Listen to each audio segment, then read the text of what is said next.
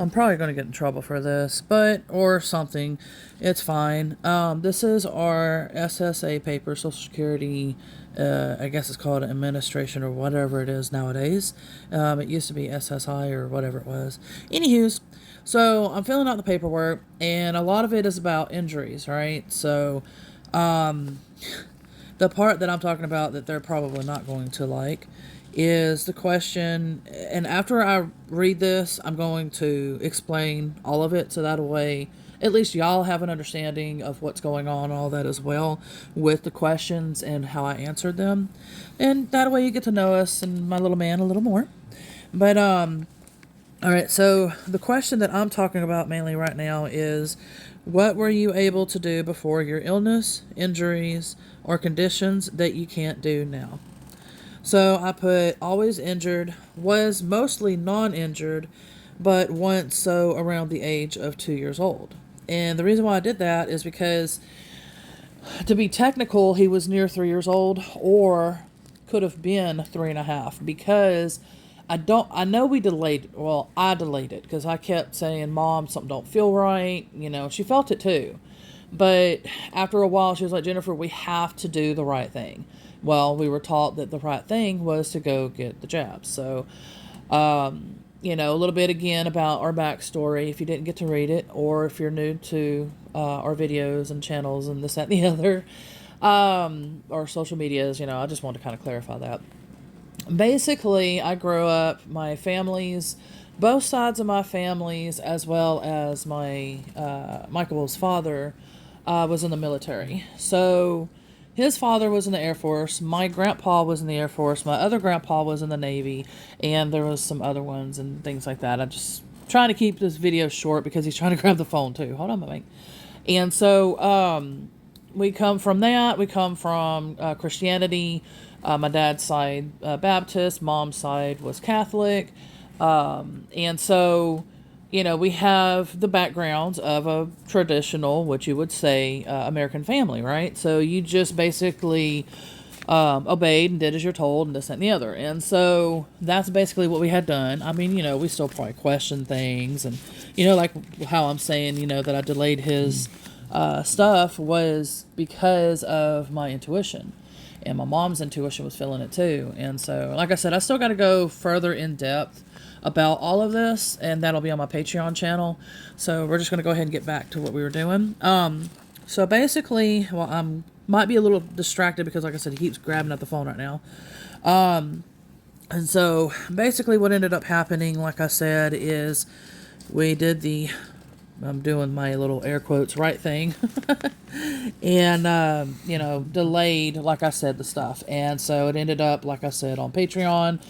You'll get the full in-depth of what happened. All right, so because that way, I got to protect my channels and certain social medias and this, that, and the other, because I don't want to lose it, and I want to be able to help others as much as I can. And so that's my goal, basically, is helping people, that need it. Okay, so that basically kind of helps to answer that question as best as I can. Like I said, that without me getting in trouble, and the rest, like I said, will sometime be on my Patreon, because I am going in depth over there. Okay, so that pretty much answers that. Then you have the one at the top that says, describe what you do from the time that you wake up until going to bed. So what I put was, I'm writing for him. I wake up. Before waking up, I have severe OCD. I do my pattern. I turn off fans and lights, open or shut blinds, go back to bed. So before I finish that, that's basically what he does. He'll literally come to the living room, go to the garage. He's got to turn the air purifier and the fan off in there. Then sometimes he tries to let the dog outside. Then he'll go through the living room and the kitchen. And like I said, either open or close the blinds. He'll open up our blind, and this is on about maybe 3. It could be anywhere from about 2 hours of sleep to about 4 hours of sleep. And he'll be doing this, and then he'll go back to bed after this. And so he's got that pattern and things that he does with that. Then, like I said, then he'll go back to bed. I'm trying to fight the dog from jumping on my lap right now. It's just nonstop interruption right now, so please bear with me. I am trying my best to stay focused. Okay, so let me see. When I wake up, I get mom to make coffee. I off and on watch shows on my tablet. I have more OCD patterns. Then I make mom shower me and then bed. So I had to sum it up because, as you could see, there's barely enough writing room. And so, pretty much, like I just said, sometimes he'll watch his shows on his tablet. He'll sit outside with his tablet, or he'll go to his room, jam out with music or something on the TV in the bedroom. Sometimes he'll play his Mario Kart game. And then throughout the day, again, with the OCD, he has to go and open and close blinds and does things with the fans. And, like I said, it's just this continuous, like right now he's getting up from me and he's going to go do something. I don't know what he's going to go do, but he's going to go do something. And it's just, like I said, it's a continuous type of thing that he has to do. I'm trying to see what he's going to do. Okay, he's going outside now. I love you, little man. And so, he's like, what is she doing? But yeah, so that's what he's going to go do right now. Okay, so then what's the next question? Do the illness, injuries, or conditions affect your sleep? And then, yes, it does. I put sometimes night terrors. That was, I think, more when he was younger. But when I started the Naturally Recovering Autism program stuff, it seemed to lessen that as well. And so, like I said, it's more of now, like I said, he'll wake up and do like OCD type patterns. Sometimes he, when I say overstimulated, which is, I think something that, I had wrote that here, that I had put night terrors or overstimulated and won't go back to sleep until wore out. And so what that means, like if we have somebody that came over or something before, and he was asleep or whatever. And what will happen is if he notices somebody's here, he gets excited and he'll wake up and he wants to be a part of the action. And so he could be dead asleep, only 2 hours of sleep, and then, he's just like, we gotta, be up and, kind of thing. And I know how that feels because I'm the same exact way. We have the same we're very, very similar. I'm verbal, whereas he's nonverbal. And, but he was verbal once upon a time, and that's the reason why I had put on there, was mostly non-injured. And then, like I was saying, around the age of 3, that's when it really, got a hold of him. That stuff, where it really changed and turned his world completely upside down. Anyway, okay, so we have that, and then I put it says personal care, and then the dressing, which is lack of coordination or how to put on properly, bathing, lack of dexterity, coordination, or how to put on properly, and then the care hair, same as bath, shaving, same as bath. He can't do any of those, basically. Feed self, I still have to cut stuff for him. Certain things he can eat on his own, but everything if something has to be cut, it's got to be cut. It just really depends. Like even spaghetti is hard for him to eat, but he loves it. That's one of his favorite things. Which of course is the noodles, which he's not supposed to be having, which has the gluten and other things in there that makes him crave that stuff, basically. Okay, so what else?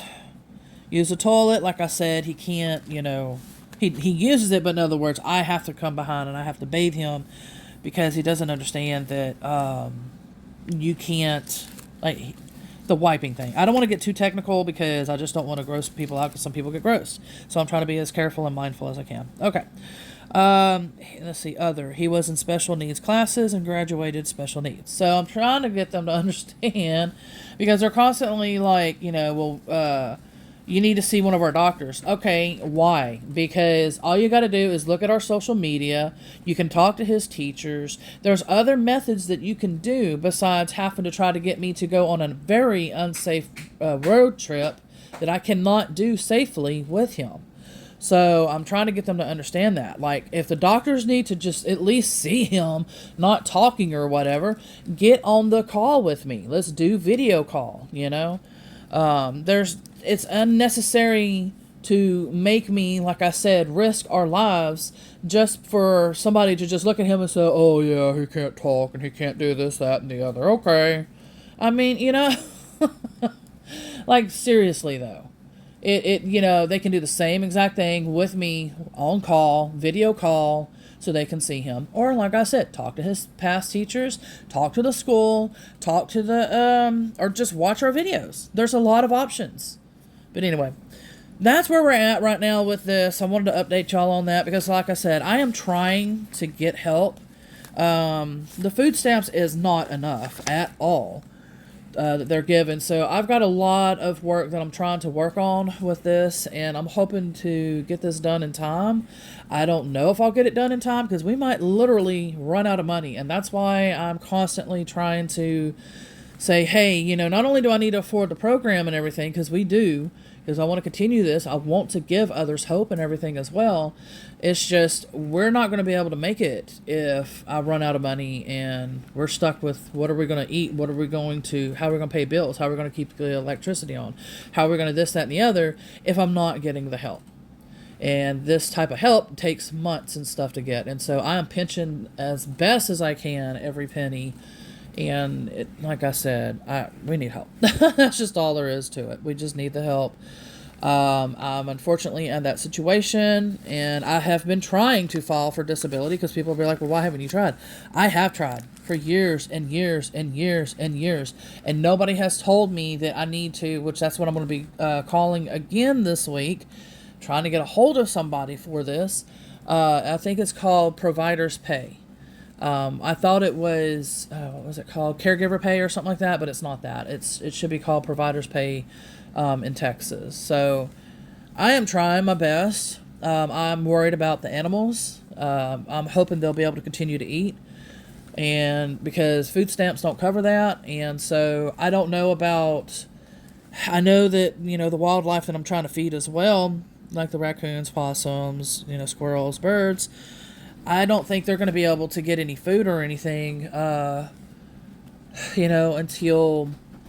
like if I have leftover or something that I couldn't eat or something or whatever, then I will try that maybe. But anyway, I'm worried about that too.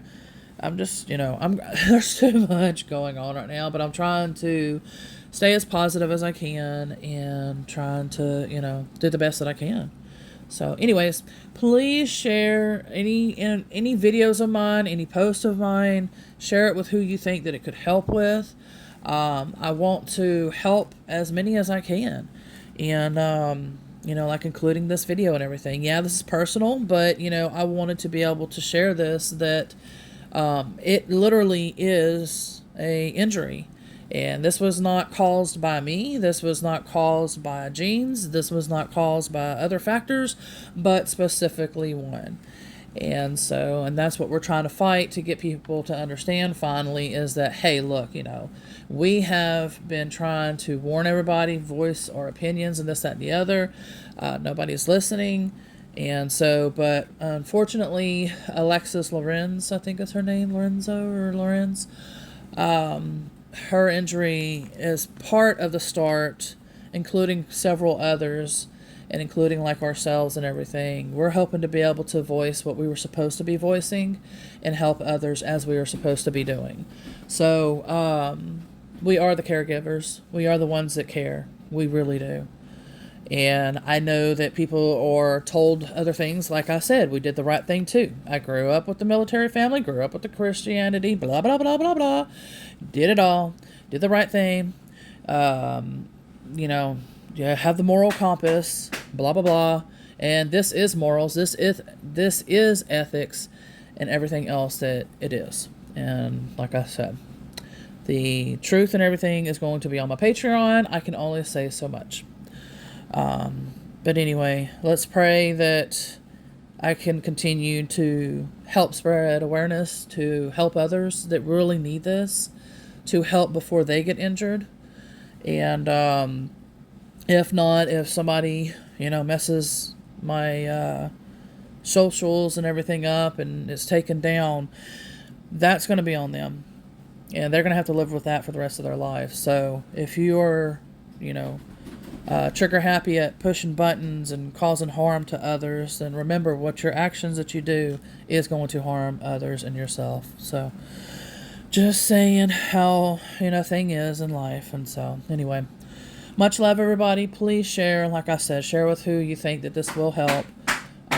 Don't share this for, triggering people or getting people riled up or whatever other reason. Don't do it for that.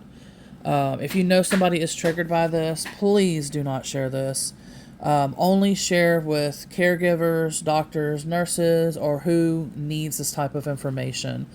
To be able to see these videos that I make for the Naturally Recovering Autism program that we're doing, showing our progresses on the journey while we're taking the program, that can help others. Please share this information with the ones that need it. I almost forgot to mention this too, is that another reason why for the doctors that it would not even matter if he went to go be seen by them, and we've done this too through the years of testing before it got unsafe to travel with him, but he will not see the doctors. He's too shy. That's an autism thing. They should know that already anyway.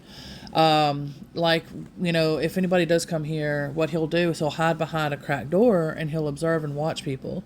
He might come out just real quick, briefly, and then run back to the room, like a picking kind of thing. But he wants to mainly observe and watch. And then sometimes he'll just shut the door and he'll just do his own thing, watch TV or whatever he wants to do. He's not no social butterfly. So trying to see a doctor is completely pointless because, like I said, they're going to try to get him to do things and he's not going to do it because he's not going to want to be in the room in the first place. So he's not going to interact. He is not going to do what they need him to do.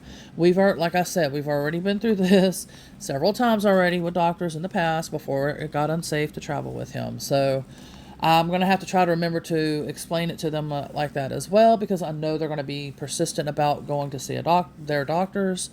And like I said, it's literally pointless for these reasons. Not only that, you're making somebody uncomfortable that's already autistic, not happy, making things worse for them, things like that. So, and again, they seem to think that you can just get up on a dime, go. And that's why it was so hard with school, because they don't understand, like, okay, we have to be up at a certain time, we have to do this away, we have to do that away. They don't understand that. And so it was always a struggle to get him to school. Certain days were okay, but majority of the time it was so hard. And then near the end, we were missing so many days of school because he wouldn't get up and get dressed and everything, and I was fighting him. And so finally I was like, we're going to do homeschooling, because that's when the C and the ends with a D thing happened in 2020 or whatever year that was. And so I was finally like, you know what, we're going to go ahead and homeschool him the remainder of the year. And that's what I did. And, that's pretty much what happened. So, but yeah, like I said, he's not going to participate in doing that. And it's just literally pointless, wasting time. They don't understand that. They don't obviously have somebody that's, special needs. And so, like I said, it's making things harder for us parents anyways, that are legitimate and that does have this. If they would just do the video call, they would clearly see. If they would talk to the school, if they would talk to, it just make it easy. People don't have to lie. I don't know any other reason that they need this.